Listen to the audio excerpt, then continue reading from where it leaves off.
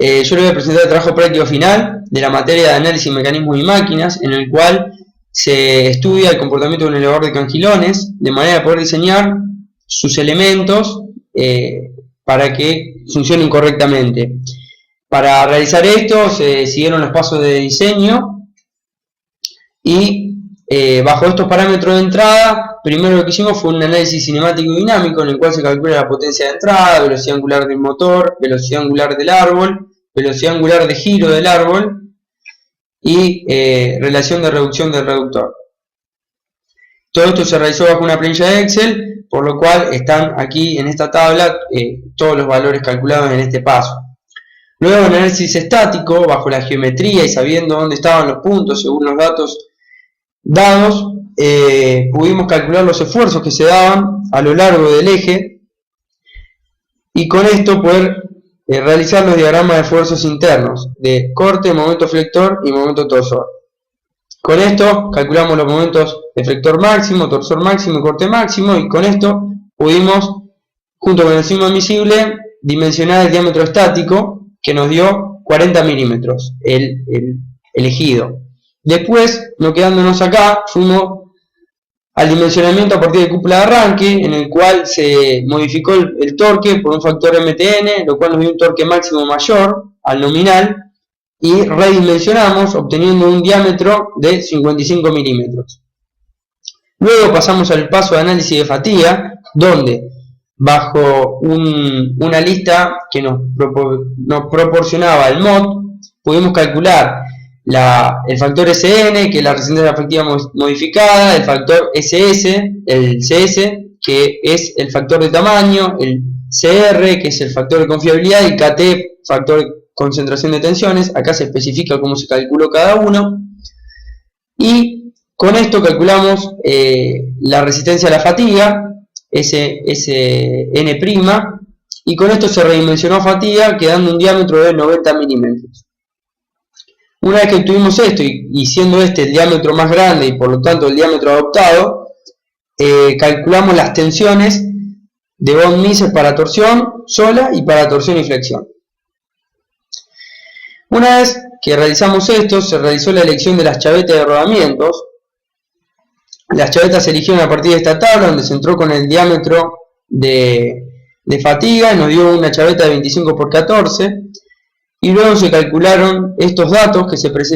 precisaban a partir de los datos ya obtenidos que se especifican en esta tabla. Se obtuvieron los largos de las chavetas según los distintos casos. Junto con los largos, ahí sí ya podíamos obtener todo lo necesario para realizar los chaveteros. Luego, con los rodamientos, se eligieron bajo un manual de SKF, donde se entró con el diámetro de fatiga y se eligió un modelo de rodamiento que mejor se adecuaba a esto, y con esto se calcularon estos factores: capacidad de carga dinámica, carga estática y rodamiento de bolas, en el cual con esto se calculó la vida útil de rodamiento, que nos dieron tantas horas. Luego, por último, la elección del motorreductor y del acople, que con los datos calculados en la parte de cinemática, calculamos la potencia equivalente, elegimos un modelo que se adecuaba a lo que nosotros queríamos, lo cual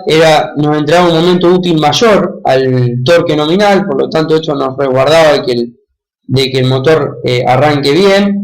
y también proporcionaba una potencia mayor a la potencia equivalente que habíamos calculado, lo cual también nos deja más tranquilos. Aquí hay especificaciones del motor.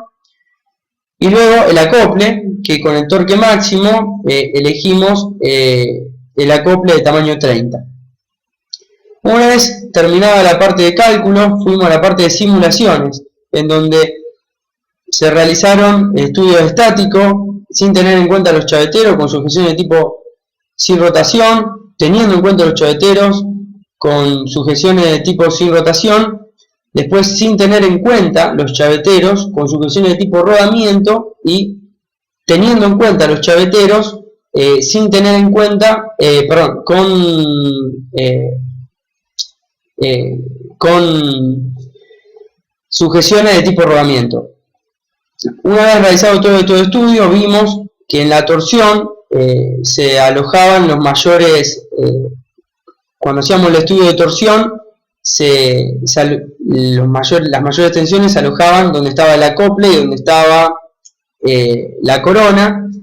y que en flexión se alojaba donde estaba la carga máxima, que también generaba una concentración de tensiones en la parte de los chaveteros, ya que estos presentan una geometría, un cambio de geometría abruptos y son grandes concentradores de tensiones. Luego se realizó el estudio de frecuencia, donde a la geometría anterior se le agregó la corona, donde se malló la corona y se realizó el estudio de frecuencia sin cargas externas y con cargas externas, lo cual arrojaron valores dentro de todo similares, pero la conclusión final y más importante es que esta conclusión es que el torque, la frecuencia del motor era de 25 Hz, funcionando a 1500 RPM, y la frecuencia mínima arrojada por el Solid fue de 112,54 Hz, lo cual nos deja más tranquilo que esto no va a entrar en resonancia.